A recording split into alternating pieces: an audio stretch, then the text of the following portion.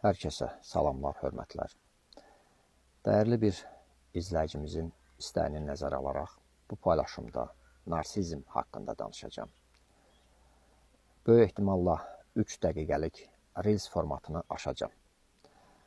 Ona görə Instagramda və Facebookda 3 dəqiqəlik Reelsləri paylaşacağım. Amma tam materialı izləmək istəyənlər YouTube'da axtarış yerində Ramin Lev yaza bilərlər, kanalımı tapa bilərlər və orada videos bölməsində tam yayımı, tam paylaşımı izləyə bilərlər. Bir də ehtimalla TikTok hesabımda paylaşacağım tam formatda. Beləliklə, narsizm nədir? Qədim Yunan mifologiyasında Narsisus adlı bir kişi var. Və bu insan gözəlliyinin vurğunudur, məftunudur, həm də ovçusudur. Narsisus bir gün gəzə-gəzə bir su hövzəsi kənarına gəlir və yəqin ki, ilk dəfə suyun səthində öz əksini, simasını görür. Özü özünə o qədər heyran olur ki, oradan ayrıla bilmir. Nə qədər qəribə olsa da, və elə orada da dünyasını dəyişir. Və bir müddət sonra Narsisus'un cəsədinin qalıqlarından yayıldığı kiçik bir ərazidə güllər, bitkilər meydana gəlir və o bitkini də yəqin ki, Narsisus'un şərəfinə Narsis adlandırırlar. Beləliklə, mifoloji anlamda narsizm insanın özünün özünə ifrat dərəcədə, həddindən artıq heyranlığıdır, məftunluğudur. Özünü mükəmməl, mütləq, bəlkə də ilahi hesab etməsidir. Və bir maraqlı faktı da deyim. Yunan dilində narke kəlməsi var.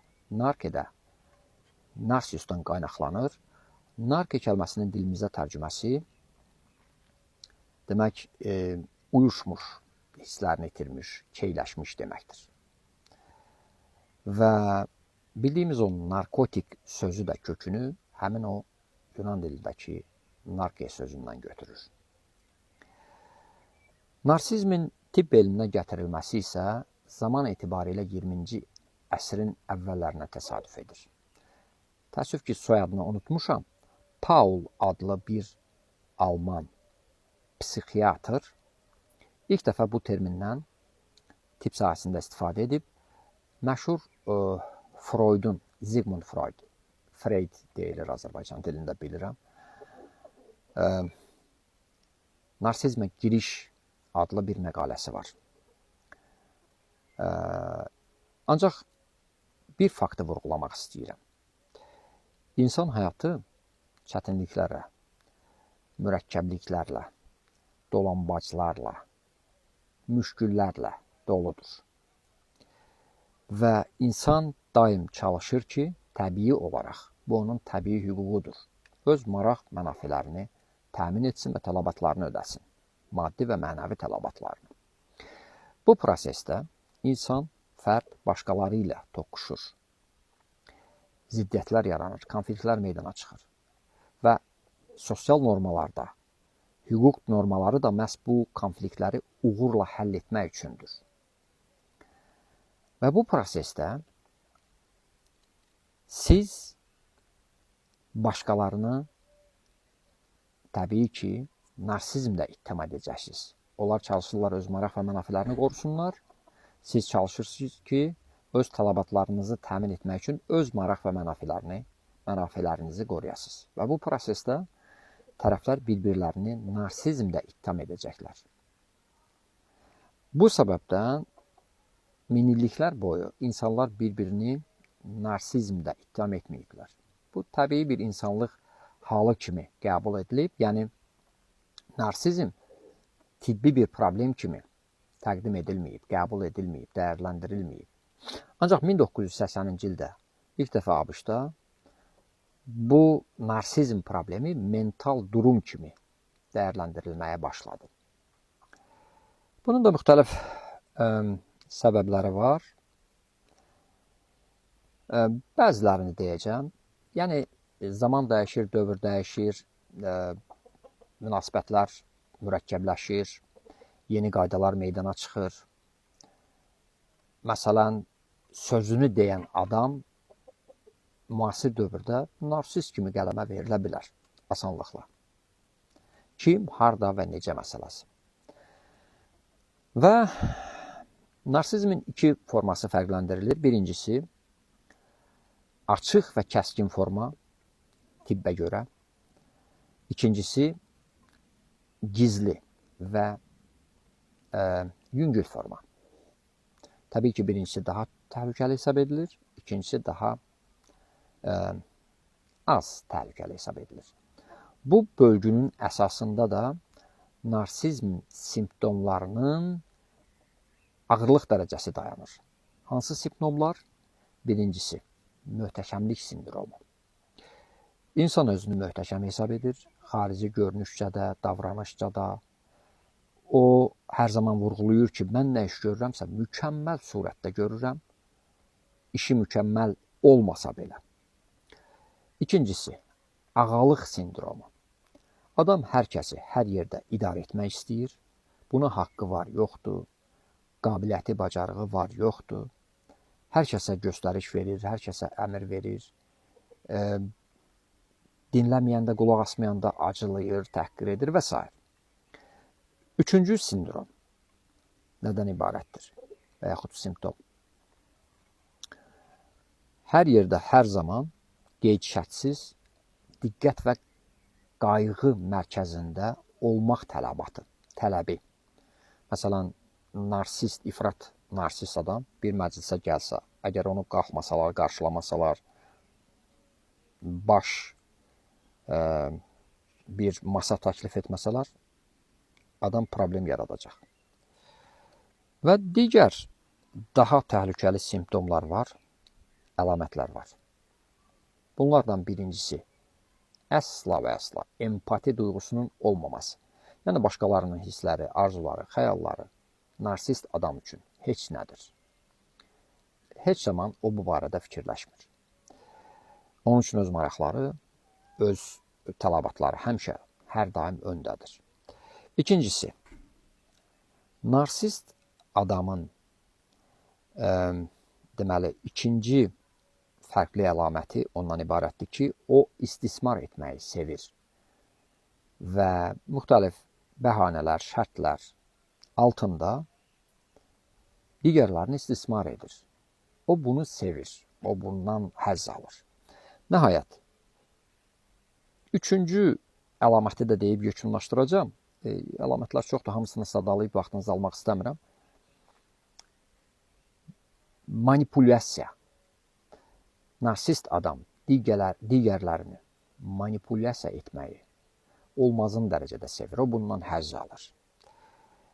Müxtəlif oyunlar qurur, digərlərinin şəxsiyyətini, heysiyyətini alçalda biləcək oyunlardan söhbət gedir təbii ki. Və bu simptomlar insanın davranışlarında nə qədər açıq görünürsə və başqaları üçün nə qədər təhlükə yaradırsa, bu o deməkdir ki, o davranışların, hərəkətlərin müəllifi olan adam o dərəcədə təhlükəlidir. Həm özü üçün, həm başqaları üçün. Səbəblərini müxtəlif amillərlə izah edirlər narsizmin. Bir, məsələn, genetik olmasını söyləyənlər var. Hərçənd ki, mən bu faktı o qədər qəbul etmirəm. Digərləri travma, transference, yəni travma nəzəriyyəsi ilə əsaslandırmağa çalışırlar ki, insan keçmişdə travmalar yaşayır, ağır həyat tərzi keçirdir və nəticədə bu travmanın heyfini, acığını başqalarından çıxmağa çalışır. Bu nəzəriyyədə də biraz haqlılıq payı var, biraz yoxdur. İnsandan insana dəyişir. Yəni, deyək ki, elə insan ola bilər ki, keçmiş travmalarını unudub, asanlıqla arxada qoyub, onları gələcək həyatına daşımaz, amma elələri də var ki, tam əksi. Travmaların təsiri altında başqalarının həyatını zəhərə döndərə bilərlər. Və nəhayət, bir də bir növ Eyfariya vəziyyəti bu yaxındakı paylaşım etmişik. O məşhur serialda da göstərildiyi kimi. Eyfariya vəziyyətində olan insanlarda təbii ki, bir növ narsist müəyyən dərəcədə, narsizmin müəyyən bir həddinə, mərhələsinə çatmış olurlar. İstəyərək ya istəməyərək. Həm özləri, həm başqaları üçün problemlər, təhlükələr yarada bilirlər. Və narsistlərin bir əlamətini də deyim, onlarda sosial məsuliyyət hissi yoxdur. Məsələn, küçədə gedərkən siqaret ata bilər, tüpürə bilər və s. və ilə axır. Yəni, başqa problemlər yarada bilər. Müalicəsinlə bağlı yaxşı olar ki, bu barədə peşəkarlar danışsın. Ancaq icazənizlə mən də öz təcrübələrimə əsasən bu barədə bir sıra fikir və mülahizələri diqqətinizə çatdırım. Bu, bir neçə faktordan asılı ola bilər. Zaman, şərait, sosial mühit, əks təsir vasitələrinin əhəmiyyəti və s. və ilə axır. Ola bilər ki, zaman keçdikcə insan narsist davranışların negativ nəticələrini görsün və özü könüllü sürətdə bundan çəkinsin.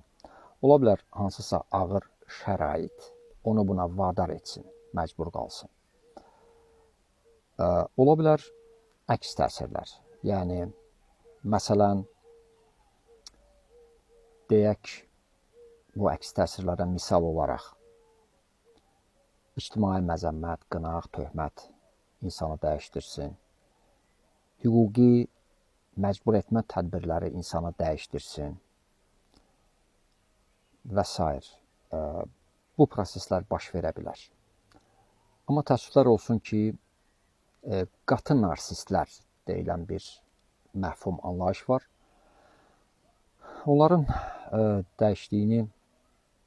dəyişməsini gözləmək bir qədər sadəlövhlük olardı. Və bir faktor da yadıma düşdü. Niyə insanlar narsist olurlar? Mən travma nəzəriyyəsini dedim. Ola bilər ki, bunun əksi də baş versin. İnsan həyatda heç bir çətinlik görməsin, heç bir problem yaşamasın, hər şey yağ, bal içərisində daim istəkləri təmin olunsun. Bu fikirdə irəli sürənlər var, narsizmin kökləri, səbəbləri haqqında və nəticədə bax, bu tip insanlar da, bu növ insanlar da narsizm əlamətlərini, simptomlarını daşıya bilərlər və öz davranışlarında bunu asanlıqla sərgiləyə bilərlər. Ailə münasibətləri zəminində narsist insanlarla birlikdəlik çox ağırlıdır, çox çətindir, çox mürəkkəbdir. Dost yoldaş arasında da eyni vəziyyətdə, ancaq müəyyən bir mərhələdə dostdan loru dildə desək qırıla bilərsiniz. Ən çətin vəziyyət ailə münasibətlərindədir. Tərəflərdən biri narsistdirsə, o zaman çox mürəkkəb bir vəziyyət yaranır. Ələlxüsus uşaqlar varsa və bunlar uşaqlarda da travma yaradır bu tərəflər arasındakı konflikt və ziddiyyət. Hesab edirəm ki, kifayətlə çox vaxtınızı aldım.